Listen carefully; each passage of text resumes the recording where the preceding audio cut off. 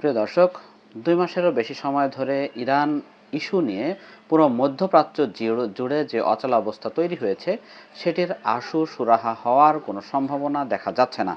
পাকিস্তানের মধ্যস্থতায় যে আলোচনার সূত্রপাত ঘটেছিল, তাতেও একটা স্থবিরতা লক্ষ্য করা যাচ্ছে। এর মধ্যেই নতুন করে যে খবর আসছে, তাতে মনে হচ্ছে যে আবারও ইরানে হামলা শুরু হতে পারে।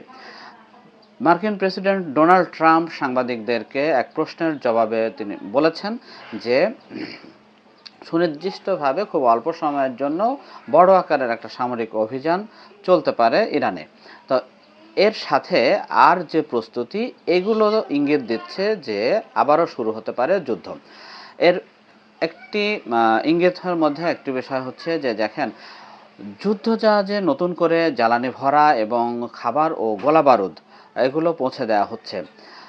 মধ্যপ্রাচ্যে দায়িত্বরত মার্কিন যে সেন্ট্রাল কমান্ড, তারা এই তথ্য জানিয়েছে এবং সামাজিক যোগাযোগ মাধ্যমে সেন্টকম একটা ছবি শেয়ার করেছে, যেখানে দেখা যাচ্ছে যে guided missile destroyer US Delbert D ব্ল্যাকে বিপুল পরিমাণ রসদ তোলা হচ্ছে।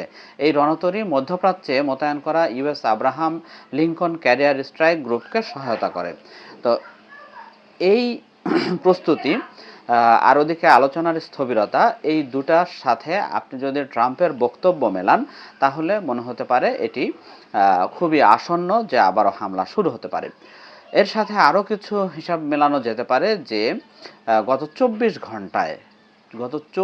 ঘন্টায় প্রায় ২৫,০০০ টন গোলাবারুদ ইসরায়েলকে সামরিক সরঞ্জাম ইসরায়েলে পৌঁছেছে। অর্থাৎ ইরানে হামলার ক্ষেত্রে যুক্তরাষ্ট্রের প্রধান সহযোগী বলা হয়ে থাকে যে ইরান যুদ্ধে যুক্তরাষ্ট্রকে টেনে আনার কারিগর যে নেতানিয়াহু, সেই নেতানিয়াহুকে সহায়তা দেওয়ার জন্য বিপুল সংখ্যক সামরিক গোলাবারুদ রসদ সেখানে গিয়েছে। আর এর বাইরে আরও একটি বিষয় যে ট্রাম্পকে জিজ্ঞেস করা হয়েছিল যে জার্মানি থেকে সেনা প্রত্যাহার, একদিন আগে জার্মানি থেকে সেনা সরিয়ে আনা প্রসঙ্গ ধরে বলা হয়েছিল যে স্পেন এবং ইতালি থেকেও সেনা সরানোর সিদ্ধান্ত নেবেন কিনা। তো সেখানেও ট্রাম্প বলেছেন যে এমনটা করা হতে পারে। তো এই যে এই বিষয়গুলো ইঙ্গিত দিচ্ছে যে নতুন করে ইরান যুদ্ধ শুরু হতে পারে। আর ট্রাম্প তো সাংবাদিকদেরকে গতকালকেও বলেছেন যে এই যুদ্ধে আমি ইতিমধ্যে জিতে গিয়েছি, এখন আমি আরও বিপুল ব্যবধানে জিততে চাই।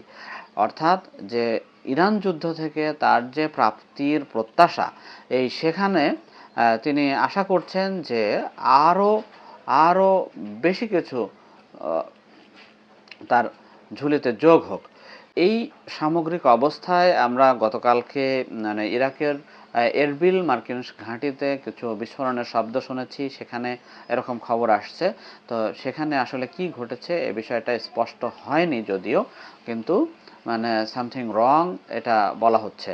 আর এর বাইরে মাসুদ পেজেকশিয়ান, ইরানের প্রেসিডেন্ট, তিনি বলেছেন যে পুরো হরমুজ প্রণালীর বাইরে ইরানের নৌযানকে যে ব্লকেট দিয়ে রেখেছে মার্কিন যুক্তরাষ্ট্রের বাহিনী, তো এটিকে অগ্রহণযোগ্য এবং অপ্রত্যাশিত হিসাবেই দেখছে তারা। এবং এই প্রেক্ষিতে মাসুদ পেজেকশিয়ানের বক্তব্য এটা স্পষ্ট করে যে ইরান হরমুজ প্রণালীতে যে অচলাবস্থা তৈরি করে রেখেছে এবং মার্কিন বাহিনীর যে ব্লকেট দিয়ে রেখেছে, তো এতে করে চরম ক্ষুব্ধ ইরান। তো সব মিলিয়ে মনে হচ্ছে যে আবারও শুরু হতে পারে ইরানে হামলা। ঠিক এই প্রেক্ষাপটেই আরও একটু জটিলতর হয়ে উঠেছে বৈশ্বিক জ্বালানি বাজার। আপনারা ২০২০ সালে যেই সর্বোচ্চ পর্যায়ে পৌঁছেছিল আন্তর্জাতিক জ্বালানির মূল্য, তো সেই পর্যায়ে কিন্তু পৌঁছে গেছে এই তেলের দাম। তো আল জাজিরার খবরে বলা হচ্ছে যে ইরান যুদ্ধে নতুন করে সামরিক অভিযানের যে সম্ভাব্য পরিকল্পনা মার্কিন প্রেসিডেন্ট ডোনাল্ড ট্রাম্পের ব্রিফিংয়ে দেয়া হয়েছে, এই প্রেক্ষাপটে বিশ্ববাজারে জ্বালানি তেলের দাম রেকর্ড সর্বোচ্চে পৌঁছেছে।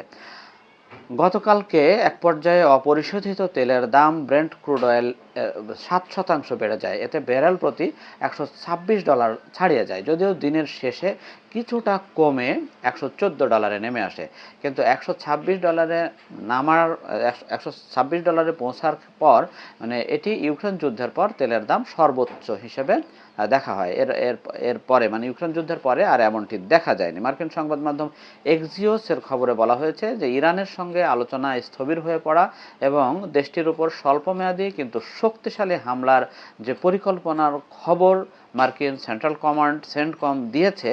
তো এই পরিপ্রেক্ষিতে বিশ্বের তেল ও তরলীকৃত প্রাকৃতিক গ্যাস এলএনজি সব কিছুতেই দামের ঊর্ধ্বগতি লক্ষ্য করা যাচ্ছে। আপনারা জানেন যে হরমুজ প্রণালী দিয়ে বৈশ্বিক জ্বালানির 20%-রও বেশি মানে পরিবহন করা হয়।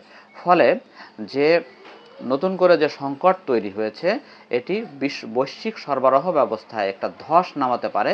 মানে অলরেডি একটা স্থবিরতা তৈরি হয়েছে এবং মানে ধসের দিকে যাচ্ছে, কিন্তু এই পরিস্থিতিকে আরও বিপর্যয়কর বলছেন অর্থনৈতিক বিশ্লেষকরা এবং সতর্ক করে দিচ্ছেন যে শুধু জ্বালানি নয়, খাদ্যপণ্যের দাম, উড়োজাহাজের ভাড়াও আকাশচুম্বী হতে পারে।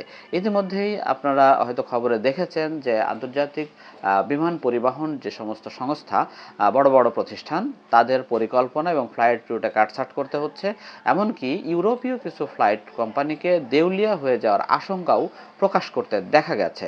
তো এই সামগ্রিক জটিলতায় মার্কিন প্রেসিডেন্ট ডোনাল্ড ট্রাম্প তেল খাতের নির্বাহীদের সঙ্গে বৈঠক করেছেন এবং সেখানে যুদ্ধের প্রভাব মার্কিনীদের উপরে কতটা কমানো যায় এ বিষয় নিয়ে কথা হয়েছে, আলোচনা হয়েছে। তবে বাজার বিশ্লেষকরা বলছেন যে এই যুদ্ধের স্থায়িত্ব বাড়লে যে মূল্যস্ফীতি হবে সেটি আসলে মানে বিশ্বের কোনো দেশই কোনো নিয়মে, কোনো আইন দিয়ে, কোনো প্রোটেকশন দিয়ে এই ধাক্কা সামাল দিতে পারবে না এবং এই ধাক্কার প্রভাব তার মানে দেশের জনগণের উপর, দেশের মানুষের উপর এবং সরকারের উপর পড়বেই। এবং এটা এশিয়া, ইউরোপ, আফ্রিকা যে দেশের যে কোনো কিন্তু ব্যাপারটা হলো যে ওই দেশের সরকারের দূরদর্শিতা এবং সক্ষমতার উপর ডিপেন্ড করবে যে এই ধাক্কাটা কতটুকু মানে সামাল দিতে পারবে, কতটুকু কম জনগণের উপরে প্রভাব ফেলবে, এতটুকু ঠেকানো ওই দেশের সরকার সক্ষমতার উপরে এবং পরিকল্পনার উপরে নির্ভর করছে। আসলে একটা অনিশ্চিত ভবিষ্যৎ যেন আমাদের সামনে আরও ঘনীভূত হচ্ছে।